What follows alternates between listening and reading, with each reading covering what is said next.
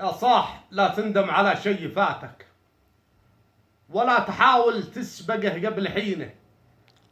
قيس المسافة بين ذاتك وبين نظرات القلق والسكينة. إذا قناعاتك تجسد صفاتك فأنت ماسك بالحبال المتينة، وإن كانت أطماعك سراب منياتك.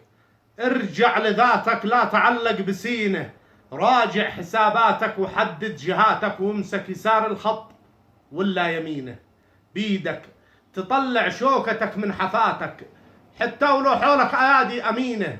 ما كل من تغليه يسوى غلاتك، وكل هين لازم انك تهينه. النمل يبني مملكه من فتاتك، والملك ما يطعم اسد في عرينه. عود طموحاتك على تضحياتك، من حن لجلك ما يفيدك حنينه. اذا عوزت الصوف جزيت شاتك، واذا تبى تنحر نحرت السمينه. واجعل حساباتك مصارف هباتك، اخير وبرك من اذون الخزينه. والنظره اللي تستحق التفاتك، حتى ولو شي عندها لك ضغينه.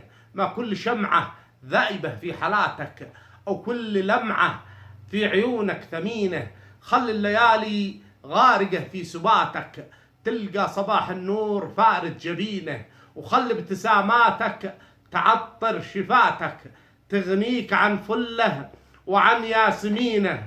خلك جبل يعني جبل في ثباتك، الكل ياخذ من حجاره وطينه. خلك جبل يعني جبل في ثباتك، الكل ياخذ من حجاره وطينه. خذ لك من الدنيا الدنيه كفاتك، يكفيك منها قرص بيضة جحينه. إن استوت ما تدري إلا وجاتك، وإن ما استوت ما بات كلها عجينه. وخل الثقه بالله منبر صلاتك، يبقى الأمل ممدود بينك وبينه. لا تشتكي للناس من مشكلاتك، البحر عمره ما شكا من سفينه.